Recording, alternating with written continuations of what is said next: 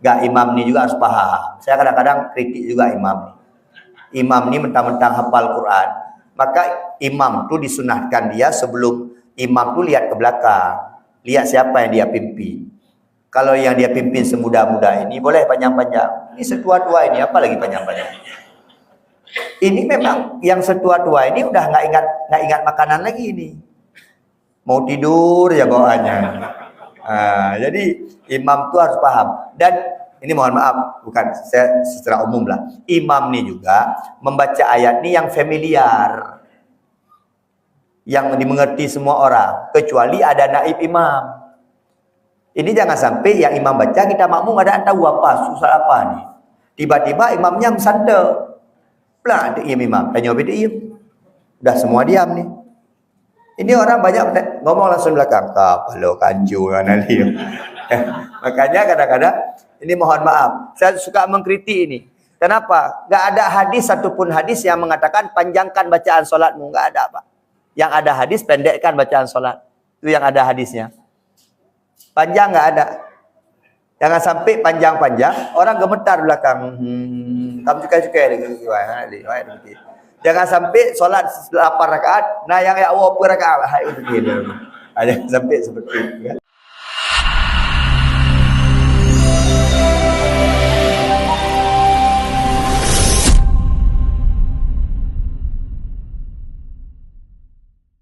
Lanabluwannakum bisyai'in minal khawfi wal ju'i wa naqsin minal amwali wal anfusi wat thamarat wa basyyiris sabirin alladzina idza asabatuhum musibah qalu inna lillahi wa inna ilaihi raji'un. Syukur alhamdulillah pada malam hari ini kita masih bisa melaksanakan salat Isya berjamaah dan insyaallah akan kita lanjutkan dengan tarawih di malam ke-14. Salam dan salam semoga Allah sampaikan kepada junjungan Nabi besar Muhammad sallallahu alaihi wasallam. Kita doakan kepada Allah keberkahan, kemuliaan Allah berikan kita lewat cinta kita kepada Rasulullah sallallahu alaihi wasallam.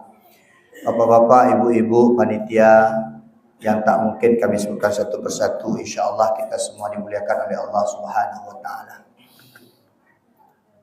Ramadan ini mengajarkan kita banyak hal. Ramadan lewat puasanya ini mengajarkan kita banyak hal. Maka Allah kemudian dalam surat Al-Baqarah ayat 183 itu menjamin kalau memang puasanya bagus, maka ujungnya adalah akan Allah berikan la'allakum tattaqun. Kenapa jaminan Allah takwa kepada orang-orang yang berpuasa itu? Karena memang puasa itu mengajarkan kita banyak hal. Kita malam ini ambil dua kasus saja yang diajarkan banyak dalam puasa ini. Yang pertama, Ramadan ini atau puasa ini mengajarkan kita menjadi orang bersyukur. Di awal masuk Ramadan, ketika ada sebuah hadis mengatakan, man fariha bidukhulir Ramadan, haramallahu jasadahu 'alan niran. Orang-orang yang kemudian senang hatinya dengan datangnya bulan Ramadan, maka Allah akan haramkan jasadnya daripada api neraka. Ini mengajarkan kita untuk bersyukur. Di ujung Ramadan yang lalu, kalau kita bersyukur meminta kepada Allah agar dihidupkan kembali di Ramadan ini, maka ketika datang Ramadan ini, yang pertama kita lakukan adalah bersyukur kepada Allah karena Allah memberikan umur panjang kita untuk berjumpa dengan Ramadan kali ini. Syukur ini susah. Syukur nih. Orang banyak menunggu bahagia baru bersyukur. Itu salah. Sebenarnya bersyukur itu untuk mendapatkan kebahagiaan. Saya nanti saja bersyukurlah waktu udah kaya. Saya nantilah bersyukurlah waktu udah bahagia. Sayalah bersyukur nantilah waktu sudah besar pangkat. Ini salah. Ini bersyukur yang salah. Bagaimana juga bersyukur dulu baru bahagia. Allah kemudian jamin dalam surat Ibrahim ayat ke-7. La in syakartum la azidannakum wa la in kafartum inna adzabi lasyadid. Apalagi kita ni apa yang kurang coba lihat. Kita tinggal di rumah sendiri insyaallah. Untuk beribadah kita enak. Kita dikelilingi orang-orang baik. Dikelilingi oleh orang-orang soleh. Kayaknya untuk beribadah itu enggak ada kendala kecuali diri kita sendiri malas. Ini bersyukur kita kepada Allah. Konsep syukur, Bapak Ibu, ini kadang-kadang orang salah konsep syukur. Syukur itu lihatnya ke bawah, jangan lihat ke atas. Kalau orang selalu memandang ke atas, itu akan timbul iri dengki.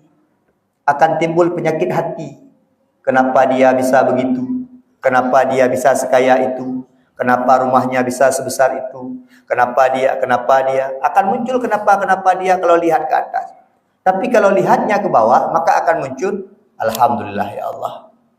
Lun kalagenyo ya Allah, igotnya menyantang. Ya Allah, ilung ada ubud-ubud karena rumah, igotnya berumah walaupun ya Allah.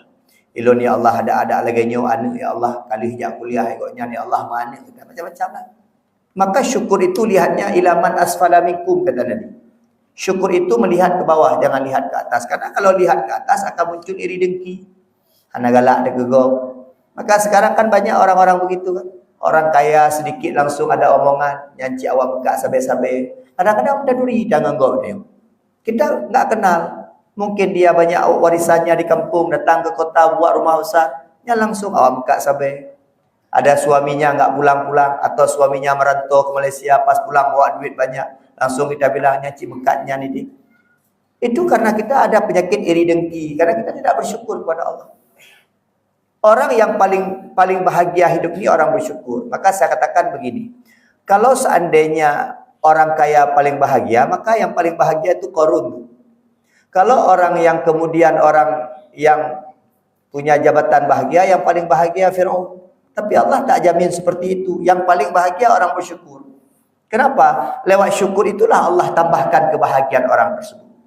Dan kita tidak bisa membandingkan face to face bahagia ini. Bahagia kita dengan bahagia tetangga kita itu beda-beda, Pak. Jangan kita bandingkan. Atau kita melihat kekurangan orang dengan kekurangan kita. Sayang koknya, anak kok ramai. Sering kita ngomong gitu ke orang. Sayang kali, capek kali, orang ramai kali anaknya. Memang dia bahagia dengan ramai anak. Bahagia itu kita beda-beda. Allah ciptakan bahagia kepada kita. Coba lihat, kita naik mobil bagus nih. Mobil kita Innova Reborn atau mobil kita Fortune. Kita kadang-kadang sayang lihat orang yang naik becak sama satu keluarga, satu becak rame-rame, becak barang. Kita sayang. Enggak, Pak. Dia cukup bahagia dengan becaknya, Pak. Dan kita tidak boleh membanding-bandingkan bahagia kita dengan bahagia orang lain. Karena Allah berikan kebahagiaan kepada kita itu beda-beda. Tapi orang yang paling bahagia, orang bersyukur.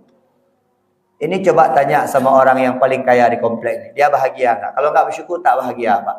Walaupun rumahnya besar, istrinya besar, tak bahagia. Kalau tak bersyukur.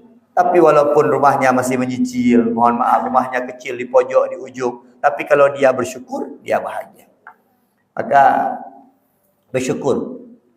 Ini yang susah orang lakukan. Ini jaminan Allah loh. La in syakartum la azidannakum. Aku tambahkan kebahagiaan kepadamu dengan syukur. Tapi banyak kita hari ini kufur. Bagaimana ciri-ciri orang yang syukur, Pak Ustaz? Yang pertama, ciri-ciri orang yang syukur itu taat kepada Allah. Itu orang syukur. Maka kalau dia tidak taat kepada Allah, solat tidak pernah, puasa tidak, berbagi tidak. Ini ada pembagian anak yatim, misalnya dia tidak pernah berbagi dengan anak yatim. Tanda orang tak bersyukur. Gini, orang bersyukur dengan hartanya, dia jalankan hartanya di jalan Allah. Itu tanda dia bersyukur dengan hartanya. Dia bersyukur dengan tenaganya. Bagaimana dia bersyukur dengan tenaganya? Tenaganya untuk ibadah kepada Allah. Dia bersyukur dengan jabatannya. Jabatannya untuk menolong agama Allah. Itu tanda orang bersyukur. Ini coba lihat banyak anak-anak sekarang nggak bersyukur. Sehat-sehat tapi ke masjid nggak pernah. Sehatnya untuk duduk di warung kopi. Sehatnya untuk begadang. Sehatnya untuk nongkrong-nongkrong. Untuk apa sehat seperti itu? Sehat itu untuk ibadah. Ini kita kan hari ini terbalik, Pak. Coba lihat datang ibadah sekarang. Kalau anak-anak udah main-main lah dia. Coba lihat yang di depan-depan nih. Ini kan kita udah berumur-umur semua. Waktu muda nggak ingat ke Allah. Waktu udah tua, dah sakit-sakit baru ingat ke Allah. Waktu imam agak-agak panjang sikit dah merepet dah belakang. Bukan imam yang panjang. Memang kita udah nggak tahan lagi, Pak. Yang datang ni udah ozor semua nih. Yang datang ni udah kena asam urat, udah kena kolesterol, udah nggak pas mata, ruku nggak pas, ini nggak pas. Bilanglah imamnya lama kali. Bukan imam lama, memang kita udah mau mati. Sekalian yang dimuliakan Allah, ayo bersyukur. Udah tua-tua ni perbanyak bersyukur. Orang bersyukur tu Iban meri je pak menyaurung syukur. Menyaurung syukurnya hana le caca pak. Menyaurung hana syukur caca. Nyan ote du ada dua bak jambu jaga pai ke ya. Tapi hanapahnya. Hanapah ji. Hanapahnya rumah ro pi rumah bengih tapi bersyukurlah ikut mau rumah dah. Itanya ada menang-menang naji rumah. Itu konsepnya syukur, Pak. Maka kita tidak boleh membanding-bandingkan. Ini banyak orang membanding-bandingkan gini. Enak Ustaz Junaidi. Ya. Dia ada ceramah tiap malam. Banding-bandingkan. Itu orang suka banding-bandingkan. Itu gak bahagia. Enak Ustaz Junaidi. Ya, karena dia belum jadi Ustaz Junaidi. Kalau saya bilang enak kayak Bapak. Bisa buka puasa di rumah selalu. Saya udah hari ke-14 baru 2 hari buka puasa di rumah. Apa enak? Barusan buka puasa di BSI, besok buka puasa di Aru. Istri sendiri di rumah.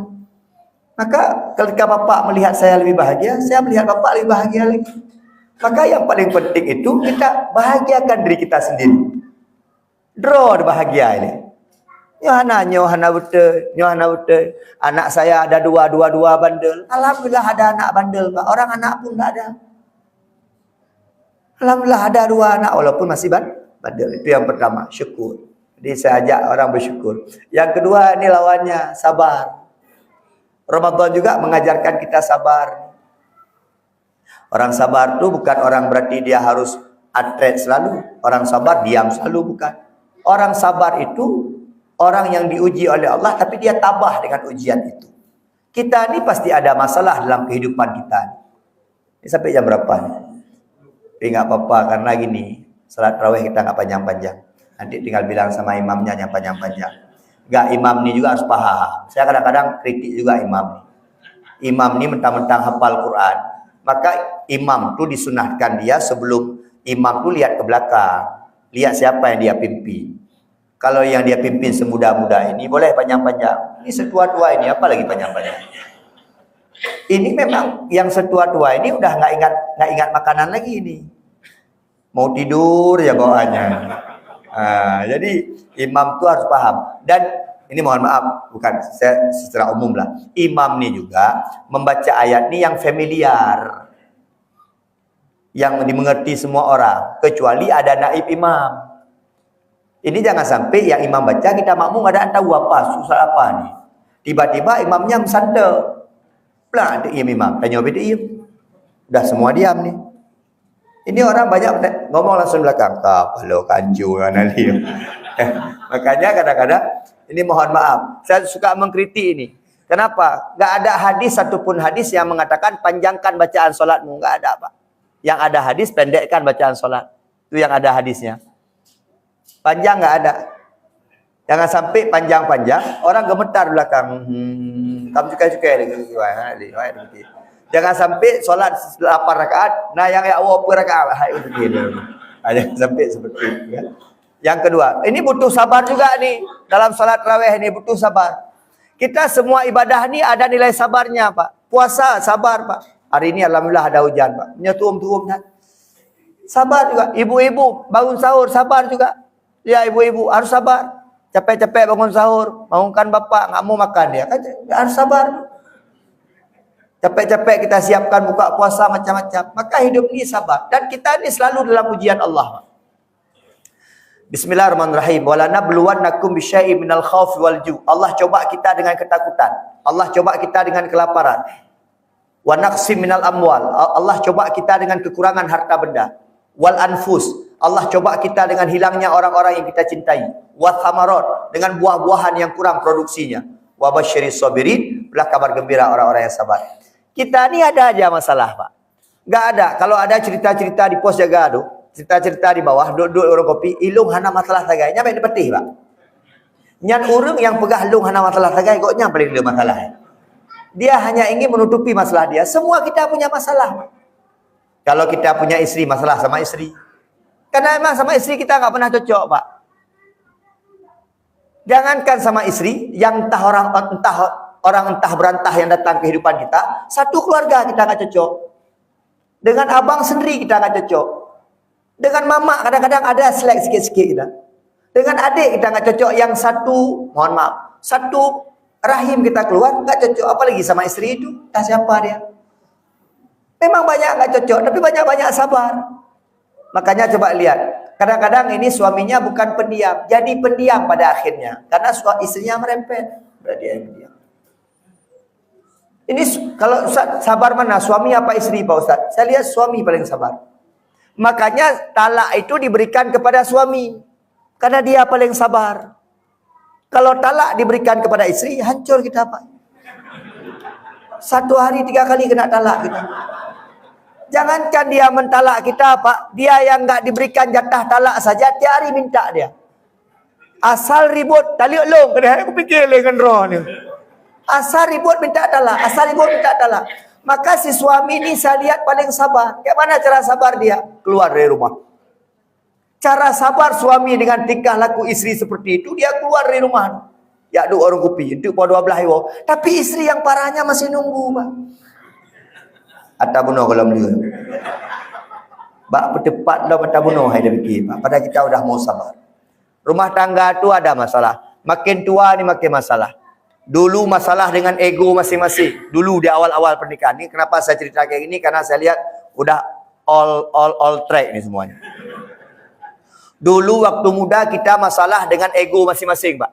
Sekarang udah nggak ego lagi. Kita masalah dengan penyakit masing-masing. Ya, Pak. Kalau dulu kan sigap, siap. Dek, ambilkan itu sebentar, siap, Pak. Kalau sekarang mana ada? 5 minit baru terus. Kalau dulu minta air putih, minyak wangi. Sekarang api son. Minyak kayu putih, geliga. Ini bersabar Pak di rumah. Ini jangan makin tua makin marah-marah, makin tua makin gak jelas, makin tua makin banyak selek di rumah.